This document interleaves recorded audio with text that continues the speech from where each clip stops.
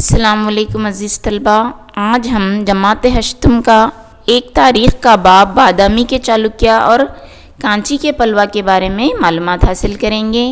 میں ہوں Samina Farzana, government junior college Sedam, ضلع گلبرگہ، اور آپ اس ویڈیو کو سوشل سائنس ورلڈ نامی یوٹیوب چینل پر دیکھ رہے ہیں۔ پیارے طلبہ، بادامی کے چالوکیا کا جو عہد تھا وہ 540 سن عیسوی سے 753 سن عیسوی تک رہا ہے۔ اگر ہم کہیں 6 صدی سے انہوں نے اپنی حکومت کا آغاز کیا اور 8ویں صدی کے درمیان میں ان کی حکومت ختم ہو جاتی ہے۔ اس سلطنت کا بانی راجہ جے سمہا تھا۔ اس خاندان کے بادشاہوں میں سب سے طاقتور اور قابل ذکر بادشاہ پُلکیشی ہے۔ اس نے کدمباؤں، گنگاؤں اور الوپاس پر قابو پایا۔ جنوبی دکن میں پلواز فتح کی اونچائی پر تھے۔ پلواز کا بادشاہ مہندر ورما نے پُلکیشی کے اقتدار کو تسلیم کرنے سے انکار کر دیا، تو پُلکیشی نے مہندر ورما کو شکست دے دی، اور اسی طرح شمالی ہند پر حکمران کرنے والے ہریش وردھنا کو بھی پُلکیشی نے دریائے نرمدا کے کنارے شکست دے دی اور اسے جنوب کی طرف آگے بڑھنے سے روک دیا۔ اسی لیے اسے دکشنا پتیشور، لارڈ آف پیننسولا یا جزیرہ نما کا آقا کا خطاب دیا جاتا ہے۔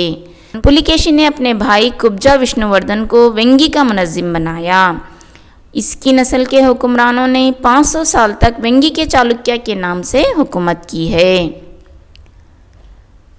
آپ جو نقشے میں دیکھ رہے ہیں وہ چالوکیا کے حکومت کا پھیلاؤ ہے۔ دوسری تصویر میں آپ پُلکیشی کے دربار کا منظر دیکھ رہے ہیں، تو تیسری تصویر میں آپ ہوئنگ سانگ، جو چینی سیاح تھا جس نے پُلکیشی کے دربار کا سفر کیا تھا، اسے آپ دیکھ رہے ہیں۔ چینی سیاح ہوئنگ سانگ نے پُلکیشی کے بارے میں لکھا ہے کہ بادشاہ مہربان ہیں، فوج منظم ہیں، سپاہی دلیر ہیں جو موت سے نہیں ڈرتے، سب جنگجو ہیں، سچائی سے پیار کرتے ہیں، محنتی ہیں، خود کی عزت کرتے ہیں، خوشحال ہیں اور بادشاہ کے وفادار ہیں۔ یہ بادشاہ کی عزت کرتے ہیں۔ پُلکیشی رجاجیت پسند بادشاہ تھا۔ اس نے غیر ملکی حکمرانوں سے دوستانہ تعلقات قائم کیے تھے۔ عرب مورخین نے لکھا ہے کہ وہ پارس بادشاہ خسرو کے ساتھ تعلقات رکھتا تھا۔ چند سالوں بعد پلوا بادشاہ نرسمہا ورما اول نے چالوکیا پر اپنا بدلہ نکالتے ہوئے اپنے باپ کی شکست کا بدلہ اس نے لے لیا اور پُلکیشی کو قتل کر دیا اور چالوکیا حکومت پر قبضہ کر لیا۔ چالوکیا کے آخری بادشاہ کے زمانے میں راشٹرکوٹا کے کیرتی ورما نے وٹاپی یعنی بادامی پر قبضہ کر لیا۔ اس طرح چالوکیا حکومت کا خاتمہ ہو جاتا ہے۔ چالوکیا کے خدمات: کنڑ سرزمین کو انہوں نے مالا مال کیا۔ یہی وہ لوگ تھے جنہوں نے اس سرزمین کو کنڑ کا نام دیا۔ بادشاہ تندہی سے انتظامیہ کے امور میں حصہ لیتے تھے۔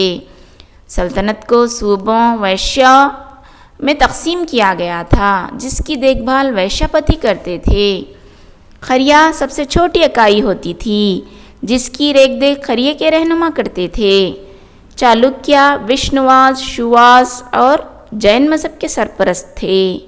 ان کے دور میں کنڑ سنسکرت زبانوں کو کافی فروغ حاصل ہوا۔ اس دور میں کنڑ صنف سخن تریپدی کا وجود ہوا۔ چٹانوں پر کنڑ میں لکھا ہوا ہمیں آج بھی ملتا ہے۔ پیارے بچوں، تریپدی 3 لائن کی نظم کو کہا جاتا ہے۔ بادامی کے آریہ بھٹ کی ایک نظم مثلث کی شکل میں بھی ہمیں دستیاب ہوئی ہے۔ روی کیرتی، وجے کا، اکلنکا، کامڈی، مہوتسو یہ تمام شعرا تھے۔ اس میں وجے کا پُلکیشی کی بہو مانی جاتی ہے جو شاعرہ تھی۔ چالوکیا عظیم معمار تھے۔ ان کے تعمیرات آج بھی بادامی، آئیہولے اور پٹدکلو میں دیکھنے کو ملتے ہیں۔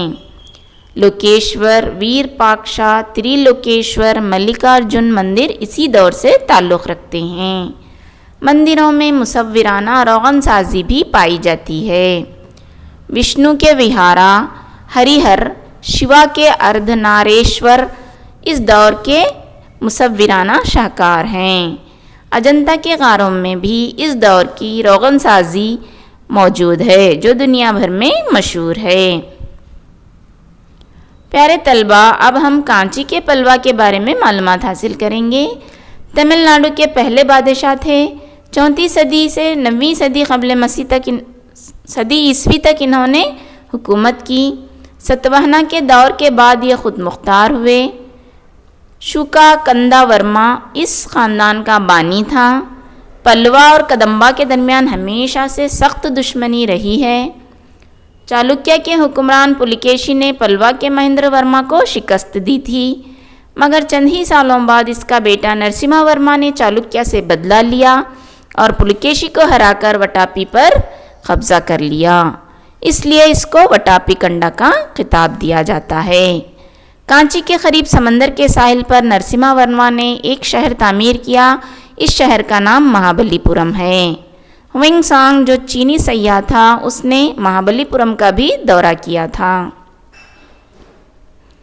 پلوا راجاؤں کی خدمات۔ حکومت کو 3 حصوں میں انہوں نے منقسم کیا تھا جو منڈل، ناڈو اور گراما کے نام سے مشہور تھے۔ گراما بھوجا خریے کے تمام انتظامیہ کی نگرانی کیا کرتا تھا۔ پلوا نے سنسکرت اور تمل ادب کی سرپرستی کی۔ بھیروی کرتا جینا، بھیروی شاعر کا نام ہے، کرتا جینا ان کی لکھی ہوئی کتاب کا نام ہے۔ اسی طرح دنڈی داشا کی چرترا ان کی کتاب کا نام ہے، دنڈی کی لکھی ہوئی کتاب کا نام داشا کی چرترا۔ یہ تمام پلوا دور کے ہی مانے جاتے ہیں۔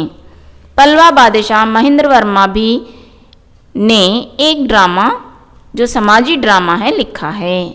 پلوا نے تمام مذاہب کو بڑھاوا دیا۔ پلوا کے اولین بادشاہ جینزم کے پیروکار تھے۔ دھرما پالا جو نالندہ یونیورسٹی کا ماہر تھا، وہ کانچی میں پیدا ہوا۔ اس دور میں بھکتی تحریک کو کافی ترقی ملی، اس سے ویدک مذہب کو بڑھاوا ملا۔ شلوکاس تمل میں لکھے گئے جو ادب کے ہیرے مانے جاتے ہیں۔ منولیتھک ٹیمپل جو ایک چٹان میں تراش کر بنایا گیا تھا، ان مندروں میں مہابھارت کے قصے کو مجسموں کی شکل میں تراشا گیا ہے۔ کیلاش ناتھ مندر، ایکمبر ناتھ مندر، وینکٹ پرومال مندر یہ تمام کانچی میں پائے جاتے ہیں۔ آپ جو اپنے اسکرین پر دیکھ رہے ہیں یہ منولیتھک ٹیمپل ہے جو ایک ہی چٹان کو کاٹ کر بنایا گیا ہے۔ ان مندروں میں شام کے وقت لوگ جمع ہوتے، بھگوت گیتا، مذہبی گیت، واعظ و نصیحت والی باتیں سنتے۔ اس سے ان مندروں کو سماجی مرکز بننے کا موقع ملا۔ پلواس کے پاس زبردست بحری فوج تھی جس سے دیگر جنوب کے جزائر سے ان کے تعلقات قائم ہوئے۔ مثلاً ملیشیا، انڈونیشیا سے انہوں نے تجارتی تعلقات قائم کیے۔ اس طرح ہندوستانی زبان، عقائد، روایت اور تہذیب کو انہوں نے غیر ملکوں میں پھیلایا۔ یہ تھا آج کا سبق۔ میں امید کرتی ہوں کہ آپ نے اس کو سمجھ لیا ہوگا۔ اللہ حافظ، شکریہ، ہمیں اپنی دعاؤں میں یاد رکھیے گا۔